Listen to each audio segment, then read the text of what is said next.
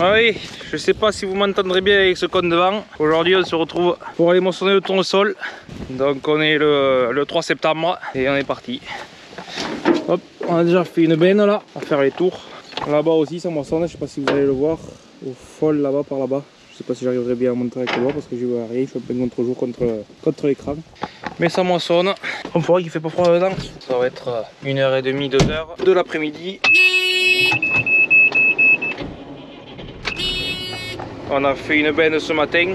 Je vais aller chercher vers 10h celle-là chez mes voisins qui sont juste en face derrière le pied là-bas. Et on a fait l'autre benne. Il y avait déjà une étrémie parce que le jeudi dernier on a fait un tour mais on a trouvé que c'était encore trop humide. Et là aujourd'hui on est le lundi d'après et ça a l'air d'être mieux. Donc là on a décidé directement de partir à faire une benne sans faire d'échantillon. Et voilà, donc on a fait une benne. Et là il me reste celle-là à remplir. Là mon père il est parti la vider. Bon voilà. Allez. Je vous laisse avec les images.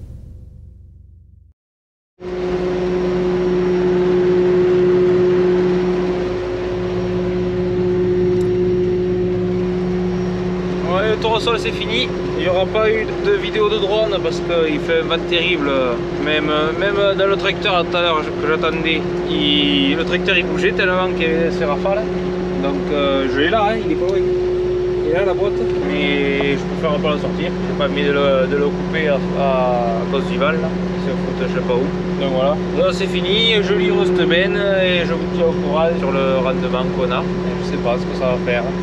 Là, je pourrais pas dire si c'est bon ou si c'est pas bon. Bon, finalement, quand même, les 9 hectares, on les a tombés dans l'après-midi. C'est la première fois qu'on en fait autant. Bon, après, là, on ne traînait pas. Hein. On a avancé bien comme il fallait. Là, il va falloir que j'appelle la copée parce que c'est bientôt 18h. Ben, c'est 18h11, savoir s'ils sont toujours pour que j'aille vider ça. Ben, comme ça, après, on attaque à côté, là, le sorgho. Et si tout va bien, demain, on finit. J'espère. Hein. Donc voilà. Bon, moi, je vous reprends plus tard.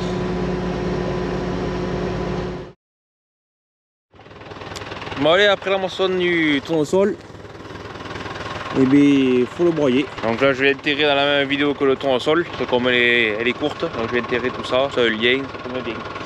Vous avez vu qu'à la fin des images que j'ai faites dans le tournesol, dans la moisson, il y a quelques images du sorgho, mais ce sera les seules parce que j'ai pas eu le temps de faire plus de vues que ça. Comme les tours, j'évite, je les filme pas parce que il faudrait s'arrêter à chaque fois pour changer la caméra, déjà que ça prend un peu plus de temps de faire les tours, tout ça. Donc je préfère faire les tours en premier, puis après à chaque trémie, je change la caméra du temps que ça vide. Au moins je gagne du temps. Et bien sûr qu'on n'a pas eu trop de rendement, je vais pas changer la caméra trop souvent et puis après moi ma remorque a été pleine. Ça fait comme ça, moi je remplis la grosse remorque et je vais la vider. Du temps mon père lui il reprend la moissonneuse, il remplit la petite remorque, il va et moi en total je suis quand même revenu normalement. Et voilà, on fait un roulement comme ça. Et en fait, comme il n'y a pas eu tant de rendement que ça, quand il a eu fini de remplir la petite remorque, il restait 3 ou 4 allers-retours. Surtout qu'en plus je suis tombé en panne avec la. Enfin, il y a une section qui s'est cassée parce que le releveur s'est retourné. Donc ben, j'ai pas pris la caméra. Et du coup j'ai pu faire que ces deux plans. Donc c'est pour ça que je vous ai intégré à la vidéo. Ça fait une coupure, mais ça change de culture. Mais voilà. Bon, après je vous disais, je vous avais dit combien on a fait en rendement.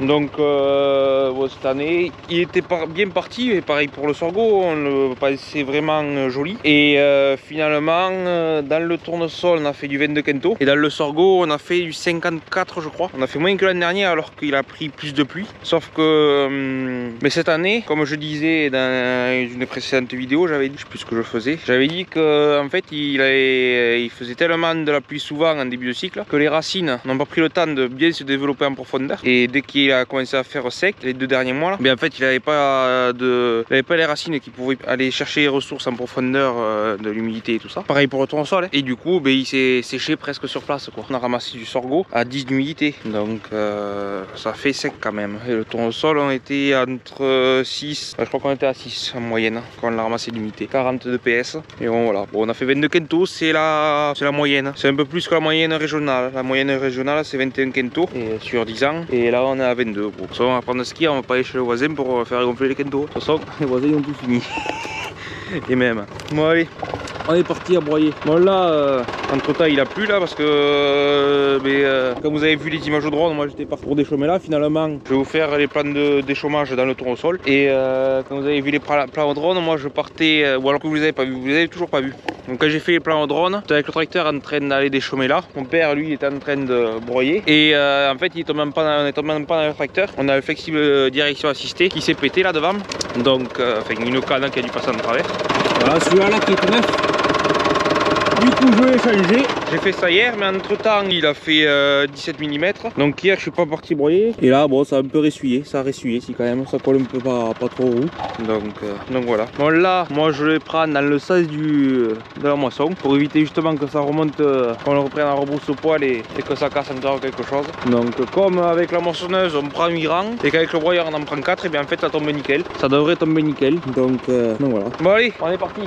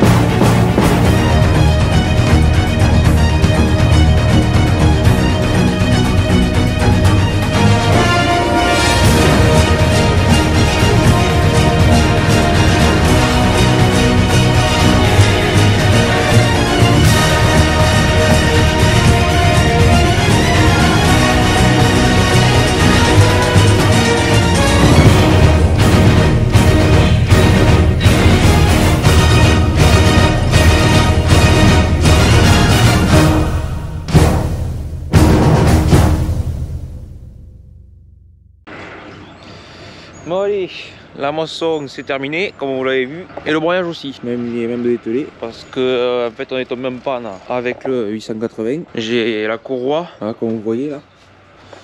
Elle se vrille, et en fait comme elle se vrille, ça donne une tension par côté, le temps qu'elle se vrille, et de temps en temps, elle arrive à sauter de la gorge. Et du coup, ça entraîne plus le ventilateur, et moi quand j'ai vu que ça commençait à... En fait j'arrive au bout du champ, j'avais la corde là qui me tient les portes ouvertes qui frottaient ici, sur le pot d'échappement, donc comme ça commençait à chauffer, ça sentait un peu le craméo, je me suis demandé qu'est-ce que c'était, donc je suis arrivé au bout, j'ai regardé la température était bonne, elle était juste après le blanc, il y a le blanc qui dit que c'est froid, et puis après il y a le vert, qui était juste après le blanc, donc comme c'est d'habitude quoi. Et bon, du coup je repasse la corde comme elle était, parce que comme ça touchait, pour pas la couper, parce qu'on le voit que c'est où, là voilà, là ici ça commence à fondre.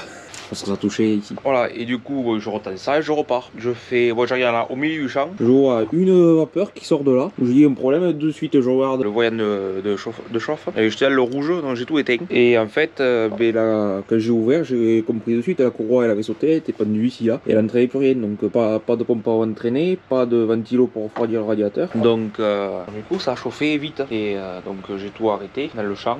Comme la courroie elle était encore dessus, elle était pas cassée. Moi je me suis dit, je vais remonter ici, chercher les clés qu'il faut et la remettre. Je l'ai remis. L'après-midi, il y a l'entrepreneur qui est venu pour nous faire les fossés avec les pareuses. Et du coup, j'ai fini d'arriver au bout pour pas m'arrêter en plein milieu. Et je suis rentré ici. Et j'ai pas eu le temps d'être sur le chemin de terre en face du champ. Quand la courroie elle avait déjà sauté, je voyais la température monter. Bon, je suis arrivé ici avant que ça soit dans le rouge. Du coup, le lendemain, je suis allé voir là où on se sert pour les pièces du tracteur s'ils avaient la courroie. Bon, il avait pas en stock, donc elle est commandée normalement début de semaine prochaine. Ils l'ont. Et du coup, il me fallait finir de broyer. Du coup, je l'ai fait avec le 190. Bon, là, il est raté au disque. Donc voilà. Donc lui, il est en maintenance. C'est pour ça qu'on voit qu'il doit refroidissement partout. Parce que ici, ça sortait en tous les sens. Il était chaud. J'espère que ça n'aura pas fait de dommages par là. Donc voilà. Et oui, donc pour en revenir, parce que je n'avais pas trop parlé de la moissonne du sorgho, je vous dis qu'on a fait 54 quintaux. Et comme vous le voyez, la moissonneuse, elle n'est pas équipée de l'équipement tournesol. Elle est comme pour le blé avec les releveurs. Donc comme on a fait cette année quoi. Mais en fait, le sorgho il était couché.